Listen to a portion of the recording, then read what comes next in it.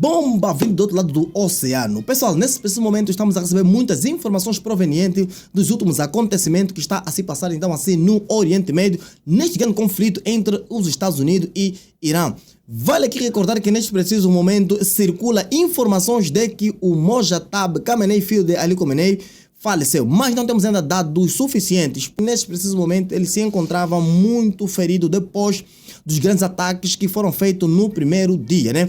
Uma outra informação também que eu quero compartilhar convosco aqui tem a ver com o que está a se passar em Cuba. Protestos em massas, na verdade, né, forçam o governo a fazer uma relação, ou seja, a entrar em contato com Washington com a finalidade então assim de entrar uma negociação. E também uma outra informação que eu quero compartilhar convosco tem a ver com o ataque que os Estados Unidos fizeram à ilha de Karg. Neste preciso momento, a ilha de Karg é basicamente onde tem as maiores reservas, ou seja, 90% do petróleo iraniano que sustenta o regime iraniano estão então assim nesta ilha. Então, vamos falar aqui com isso com uma riqueza de detalhe. Esse aqui é o teu canal Zona de Conflito. Eu sou Kenneth Gaspar. Curte, comenta, compartilha esse conteúdo.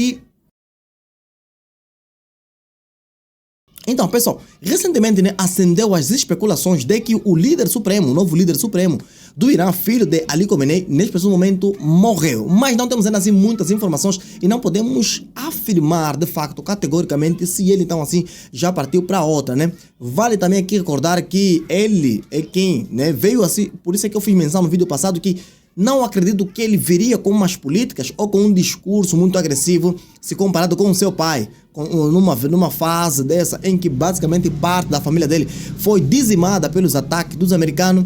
Eu acredito que ele viria assim com um discurso mais moderado e conforme ele está a fazer nesse momento, né? Uma das declarações dele é que, né, que tinham que indemnizar o país e garantir uma paz duradoura só se eles iriam parar o ataque. Mas nesse preciso momento o Irã não tem muitas cartas a jogar. Porque os americanos, o que estão a fazer? Eles já têm o controle total da área aérea do Irã e nesse preciso momento, qualquer local onde eles encontram um lançador, eles bombardeiam. Porque, em termos de armamento, o Irã se preparou bastante mesmo, se preparou muito. Então, eles têm muitos mísseis, mas lançadores é que são limitados.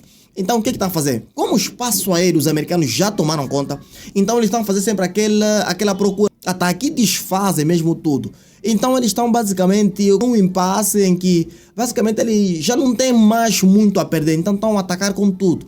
E eles também garantiram que se o presidente americano fazer novos ataques massivos, os países que estão nos arredores, ou seja, os países aí do Golfo Pérsico, vão então assim sofrer duras consequências. O que na verdade eles querem falar, ou seja, o que eles querem transmitir com esse discurso? Só para fazer aqui um pequeno refrescamento, quase todos os países do Golfo Pérsico, esses países do Oriente Médio, eles estão a construir uma narrativa muito importante no ponto de vista de turismo. Se você analisar o Catar, Emirados Árabes Unidos, a Arábia Saudita, todos esses países aí que estão no Oriente Médio, eles ultimamente estão a criar um local onde possa ser considerado um local de estabilidade, um local de lazer, onde as pessoas podem ir com maior tranquilidade de que estarão seguros. Então, na verdade, o Irã, intensificando isso vai fazer com que outros países pressionem, então assim, Washington a recuar dos seus ataques. Mas nós já vimos que Washington não vai recuar dos seus ataques porque eles acreditam que esse aqui é o momento que o Irã está muito fragilizado e nesse momento precisa urgentemente, então, retirar este mesmo regime do poder. Mas eu acredito que com o filho do Ali Khamenei não tendo assim um discurso muito pesado se comparado com seu pai, pois embora ele disse que se os Estados Unidos tentarem afundar o Irã, ele vai fazer com que todo mundo afunde com ele. Em outras palavras, está falando o seguinte: olha, se nós se destruírem-nos totalmente, nós temos algo que é muito mais poderoso, capaz de fazer uma dissuasão em massa, né? Então, é na verdade essas especulações que está a correr a respeito do novo líder supremo. Então, uma outra informação também tem a ver com os protestos a se passar em Cuba. Em Cuba, a gente sabe que não está mesmo muito favorável. Todos os fornecimentos, ou seja, todo o fornecimento que eles recebiam por parte da Venezuela, né, o fornecimento de petróleo e alguns recursos já não estão mais a receber por conta então assim de Nicolás Maduro, que foi preso, que nesse momento se encontra nos Estados Unidos a responder pelos crimes que ele cometeu. Então, a pressão popular subiu a níveis tão altos, já são praticamente 7 dias de protesto e a população está a começar agora a invadir os centros, né, desses partidos comunistas com o intuito de que haja uma resposta.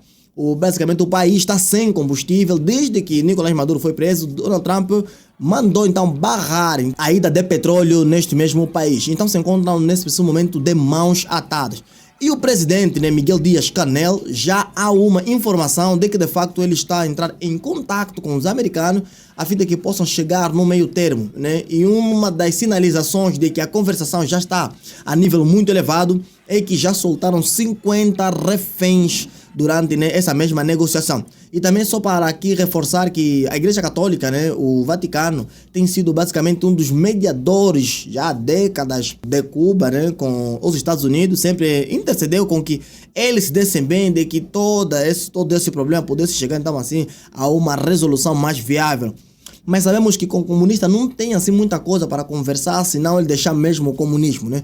Então, nesse preciso momento, se houver uma negociação clara e que de certa forma vai de acordo com aquilo que são os anseios dos americanos, acredito que vai voltar então assim o fornecimento de petróleo. E como se não bastasse, os americanos vão chegar para nessa ilha e vão trazer então assim desenvolvimento. Porque quem conhece Cuba, quem sabe das informações que temos em Cuba, é que Cuba basicamente tudo lá é arcaico, né? Os carros são arcaicos, as são arcaicas, muita coisa não recebem por parte dos americanos e por parte de alguns países que têm, né, cooperações fortes com os americanos, né? Então, aqui nesse momento acredito que dentro de alguns dias ou mesmo pode ser semanas, o regime na Cuba vai então assim cair. E se cair, de certa forma, o povo cubano vai respirar novos ares. Os cubanos estão fazendo a travessia para chegar até os Estados Unidos, para irem de forma ilegal, porque não estão a aguentar. É fome, é desespero, é escuridão, é muita coisa que está se passando nesse momento em Cuba. Então, com essa sinalização do governo de Miguel Dias-Canel com a Casa Branca, acredito já uma sinalização de que está havendo uma negociação.